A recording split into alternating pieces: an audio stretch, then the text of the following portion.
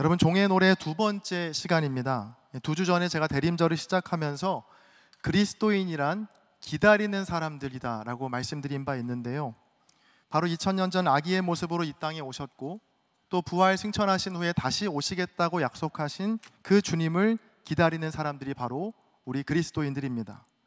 자, 그래서 보통 대림절이라고 하면 아마 예수님의 탄생을 다룬 설교를 많이 들어오셨을 겁니다. 저도 그런 설교를 많이 해왔는데요, 올해 대림절에는 어떤 말씀을 전해야 할까 많이 고민하다가 결정한 본문이 바로 이사야서였습니다. 제가 대림절에 굳이 이 구약의 예언서의 말씀인 이사야서를 선택한 이유는요, 기다리는 행위보다 기다리는 대상이 누구인지 확실히 아는 것이 훨씬 더 중요하겠다라는 생각 때문이었습니다. 예수님을 어떻게 하면 잘 기다릴까? 또 어떻게 하면 이 대림절을 잘 보낼 수 있을까? 이러한 질문도 참 중요하죠.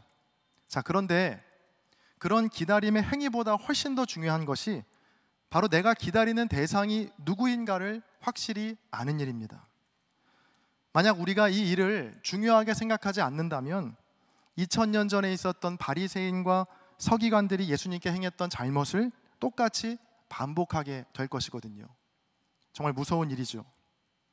여러분, 2000년 전에 당시 바리새인과 서기관들이 얼마나 메시아를 고대하고 기대했을까요? 자, 그런데 그들은 막상 눈앞에 메시아가 탄생했지만 메시아를 알아보지 못했습니다. 왜냐하면 그들은 메시아가 어떤 분인지 또 예수 그리스도가 어떤 분인지를 알지 못했거든요.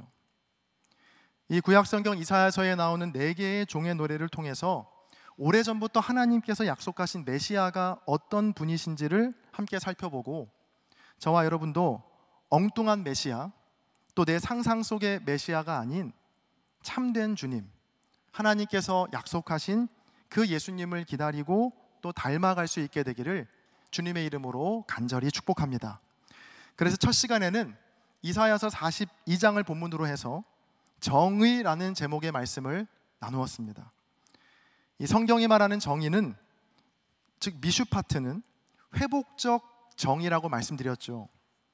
여호와의 종, 즉 메시아는 그 회복적 정의를 이방에 베푸시는데 상한 갈대를 꺾지 않으시고 꺼져가는 등불을 끄지 않는 사랑으로 행하신다 라고 2주 전에 말씀을 나누었습니다.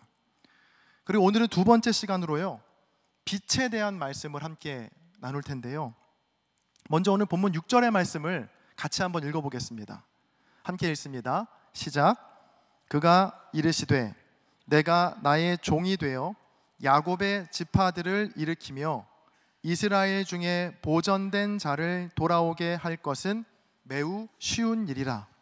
내가 또 너를 이방의 빛으로 삼아 나의 구원을 베풀어서 땅끝까지 이르게 하리라. 아멘. 자, 하나님께서는 여호와의 종을 향해서 내가 너를 이방의 빛으로 삼겠다라고 말씀하십니다. 여러분, 빛하면 어떤 이미지가 떠오르시나요?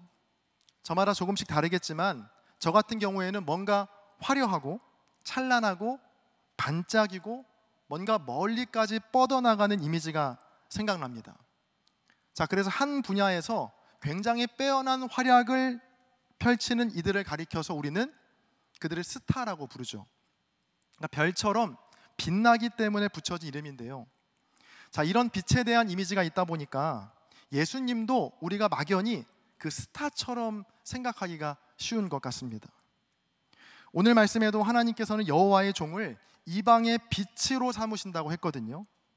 그래서 예수님을 TV에 나오는 화려하고 멋진 스타처럼 생각할 수 있다는 거예요. 그 스타 예수님을 우리가 잘 섬기기만 하면 나도 그런 빛나고 멋진 스타의 자리에 오를 수 있겠다는 욕심도 날 수 있겠죠. 자, 그런데 너무나 안타깝게도 성경 어디에도 그 빛나고 화려한 스타 예수님의 모습은 찾아볼 수 없습니다. 그러니까 복음서는 물론이고 오늘 함께 읽은 구약 성경에도요, 이 이사야서에서도 그런 메시아, 그런 예수님은 기록되어 있지 않습니다. 아니 목사님, 그럴 리가요? 오늘 본문 3절에 보시면 하나님께서 여호와의 종에게 나의 영광을 그 종의 속에 나타내겠다고 말씀하시잖아요. 다른 것도 아니고 하나님의 영광이 나타나는 삶이라면 어떻게 그 삶이 빛나고 찬란하고 아름답지 않을 수 있겠습니까? 라고 반문하는 분이 계실지도 모르겠습니다. 자, 잘 들어보세요. 이 3절에서 분명히 하나님께서 여호와의 종에게 나의 영광을 너의 속에 나타내겠다라고 말씀하시거든요. 그런데 이어지는 종의 고백이 다음 4절에 나오는데 이 4절 말씀을 우리 같이 한번 읽어보겠습니다. 함께 읽습니다. 시작. 그러나 나는 말하기를 내가 헛되이 수고하였으며 무익하게 공연히 내 힘을 다하였다 하였도다. 참으로 나에 대한 판단이 여호와께 있고 나의 보응이 나의 하나님께 있느니라. 아멘. 자, 여호와의 영광이 나타나는 삶이 어떤 모습이라고 종은 고백하냐면 헛되이 수고하였고 무익하게 공연히 내 힘을 다했다 라는 말로 고백하고 있는 겁니다. 같은 본문을 세번역 성경은 이렇게 옮기고 있습니다. 그러나 나의 생각에는, 종의 생각에는 내가 한 것이 모두 헛수고 같았고 쓸모없고 허무한 일에 내 힘을 허비한 것 같았다. 하나님의 영광을 나타내는 삶이 종의 생각에는, 즉 메시아의 생각에는 헛수고 같았고 쓸모없고 허무한 일에 힘을 허비한 것 같았다라는 고백이 담겨 있습니다. 화려함과 찬란함과는 분위기가 매우 다르죠. 그리고 6절에서 하나님은 여호와의 종에게 너를 이방의 빛으로 삼았다라고 말씀하시는데, 자, 여기에서 우리가 멈칫해야 합니다. 이방의 빛. 자, 이 단어는 어떤 뉘앙스로 우리가 받아야 하냐면 마치 이런 단어와 같습니다. 차가운 핫초코, 소리 없는 외침, 작은 거인. 자, 이런 말처럼 도저히 같이 쓰일 수 없는 단어가 합쳐진 말입니다. 여러분, 차가운데 핫초코인 게 말이 됩니까? 말이 안 되죠. 소리는 없는데 외침이라는 것도 말이 안 되고, 작지만 거인이라는 것도 너무나 상반된 단어의 조합입니다. 이 이방의 빛이라는 표현이 바로 이런 조합과도 같다는 말입니다. 지난 설교에서도 말씀드렸지만 여러분, 이방이라고 하는 건요, 당시 이스라엘 사람들에게는 죽여도 마땅한 저주받은 존재, 더럽고 상종하면 안 될 존재를 뜻하는 말이었습니다. 자, 그런데 여호와의 종은 뭐라고요? 이방의 빛. 그러니까 바로 어두움과 더러움을 상징하는 이방을 비추는 빛이 된다라고 하는 말씀인 겁니다. 자, 그러니까 이제 의문이 해소됩니다. 하나님의 영광을 나타내는 삶이 왜 이렇게 헛되고 또 공연히 허무한 것 같은 생각이 들게 될까? 바로 그 빛이 이방을 향해 있기 때문입니다. 자, 요한복음 8장에 보면 예수님께서 자신을 가리켜 나는 세상의 빛이다라고 말씀하시는 부분이 있거든요. 자, 요한복음 8장 12절의 말씀을 화면을 보시고 다 같이 한번 읽어보겠습니다. 함께 읽습니다. 시작. 예수께서 또 말씀하여 이르시되 나는 세상의 빛이니 나를 따르는 자는 어둠에 다니지 아니하고 생명의 빛을 얻으리라. 아멘. 자, 그런데 흥미로운 사실은 예수님께서 이 요한복음 8장에서 이 말씀을 하시기 전 바로 1절부터 11절까지 어떤 일을 하시고 나서, 그리고 그 다음에 12절에서 나는 세상의 빛이라고 말씀하시거든요. 그런데 그 앞선 일이 어떤 일이었냐면 바로 음행 중에 잡혀온 간음한 여인을 용서하신 장면입니다. 음행 중에 잡혀온 여인을 향해 서기관과 바리새인들이 돌로 그를 치려고 할 때 예수님은 죄 없는 자가 먼저 돌로 치라고 말씀하시면서 죽을 수밖에 없던 그 여인을 살려주시고 그녀에게 다시 기회를 주는 장면이 나옵니다. 그리고 나서 하신 말씀이 나는 세상의 빛이다 라고 말씀하신 겁니다. 그러니까 오늘 본문이 이사야서의 맥락과 너무나 딱 떨어지죠. 예수님은 진실로 이방의 빛으로 이 땅에 오셨고 또 그렇게 살아가셨습니다. 빛과는 너무나 어울리지 않는 죄와 어둠의 자리, 이방의 자리로 찾아가서 어둠 속의 빛으로 사셨습니다. 그래서 예수님께서 바라시는 빛은요, 뭔가 반짝거리는 스타의 빛이 아니고 일렁이고 위태롭게 보이는 촛불과 같은 굉장히 불안하고 위태로운 빛으로 보일 수밖에 없었던 것이죠. 여러분, 진광불휘라는 말이 있습니다. 이 말의 뜻은 참된 빛은 번쩍거리지 않는다라는 뜻입니다. 퀴즈 내겠습니다. 밤하늘에 가장 빛나는 별이 무엇인지 아십니까? 북극성? 정답은 인공위성이랍니다. 자, 여러분, 많은 별들 사이에서 유독 빛나고 반짝거리는 별이 진짜 별이 아니고 인공위성이라는 것이 우리에게 참 많은 생각을 하게 하는데요, 이방의 빛으로 오신 예수님은요, 반짝거리지도 또 번쩍거리지도 않으셨습니다. 캄캄한 어둠 속에서 위태롭게 일렁이는 촛불처럼 헛수고처럼 보이고 쓸데없어 보이는 이들을 향해 끊임없이 사랑의 빛을 비추셨습니다. 그리고 저와 여러분은 바로 그 빛을 받은 자들임과 동시에 그 빛을 내야 하는 자들로 부르심을 받게 된 것이죠. 야망의 빛, 욕망의 빛을 번쩍이며 비추는 것이 아니라 이방의 빛으로, 또 세상의 빛으로 이 어둡고 상처난 곳에 찾아가는 빛이 되어야 한다는 말입니다. 제가 오늘 말씀을 준비하다가 너무나도 아름답고 빛나는 한 교회의 이야기를 접하게 되었는데요, 아쉽게도 창천교회는 아니었고 네덜란드의 헤이그에 있는 베델교회 이야기였습니다.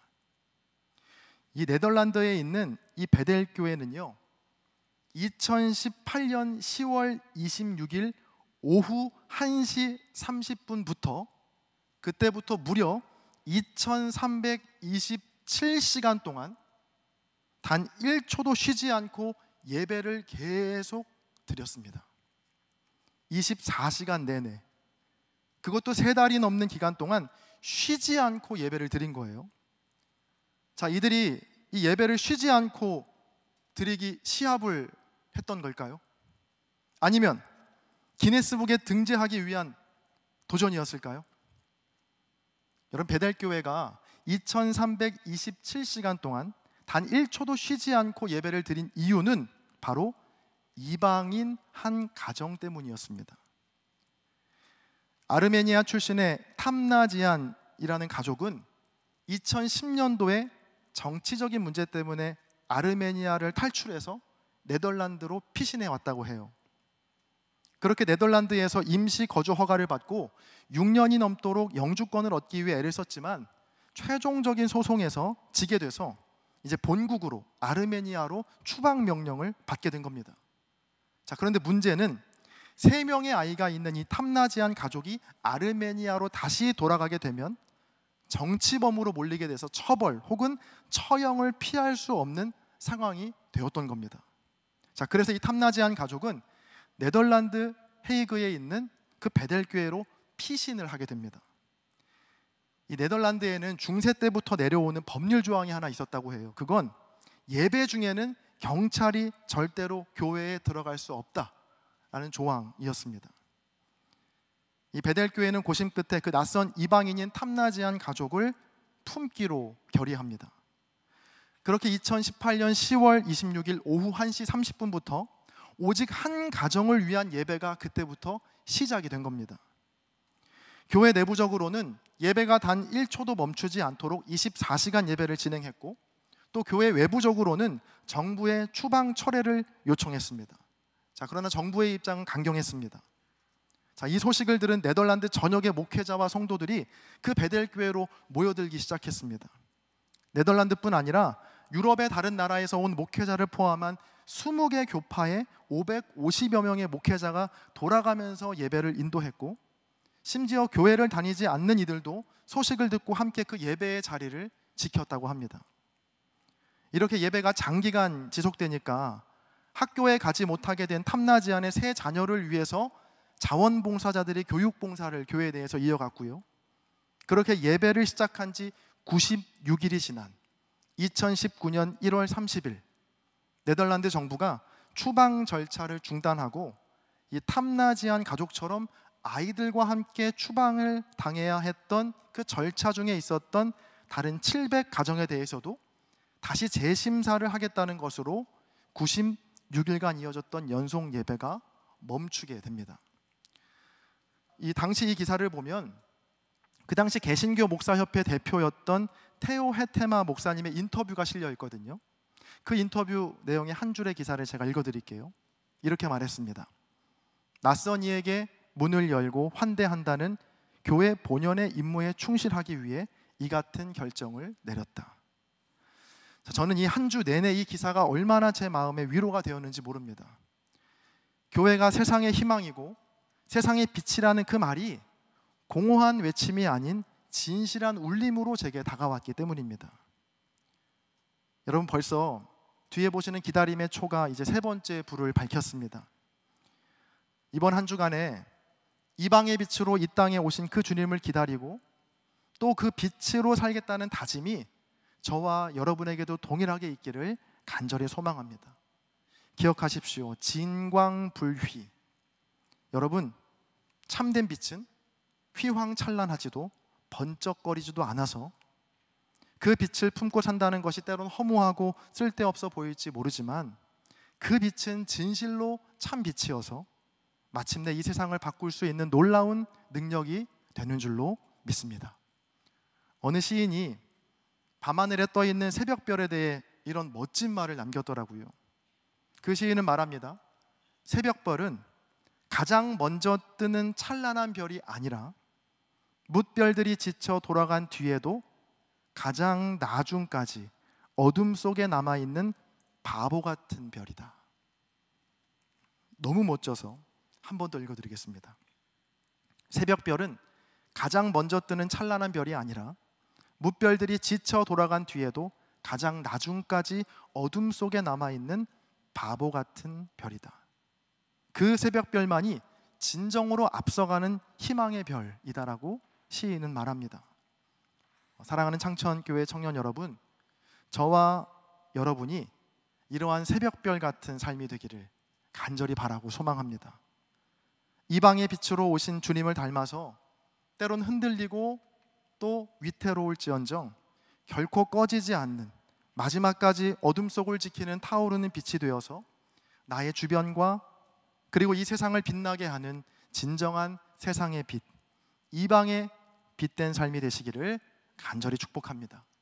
마지막으로 요한복음 1장 1절부터 5절까지의 말씀을 화면을 보시면서 우리 다 함께 크게 한번 읽고 오늘 말씀을 정리하겠습니다. 함께 읽습니다. 시작. 태초에 말씀이 계시니라. 이 말씀이 하나님과 함께 계셨으니 이 말씀은 곧 하나님이시라. 그가 태초에 하나님과 함께 계셨고 만물이 그로 말미암아 지은 바 되었으니 지은 것이 하나도 그가 없이는 된 것이 없느니라. 그 안에 생명이 있었으니 이 생명은 사람들의 빛이라. 빛이 어둠의 빛이 돼 어둠이 깨닫지 못하더라. 아멘. 이 5절 말씀을 공동번역 성경은 이렇게 옮기고 있어요. 그 빛이 어둠 속에서 비치고 있다. 그러나 어둠이 빛을 이겨본 적이 없다. 마지막 말씀에 주목하세요. 그러나 어둠이 빛을 결코 이겨본 적이 없다. 이 말씀 마음에 새기시면서 언제 어디서든 그 빛 대신 주님과 함께 어둠 속을 향해서 담대히 발걸음을 내어딛는 빛나는 인생 다 되시기를 주님의 이름으로 간절히 축원합니다. 제가 기도하겠습니다. 빛 대신 주님, 이방의 빛으로 오신 주님을 믿고 그 주님을 사랑한다 말하지만 욕망과 허영의 빛만을 쫓으며 살아온 지난 삶을 고백합니다. 이 시간 이방의 빛으로 오신 그 주님을 우리 마음에 모시어 2000년 전 예수님을 알아보지 못했던 실수를 반복하지 않게 하여 주옵소서. 앞이 잘 보이지 않는 답답한 어둠 속을 거니는 듯 하지만 어둠은 결코 빛을 이겨본 적이 없기에 그 빛 마음에 품어 어두운 세상 가운데로 담대히 나아가는 우리 모두가 되게 하여 주옵소서. 감사드리며 빛으로 오신 우리 주 예수 그리스도의 이름으로 기도합니다. 아멘.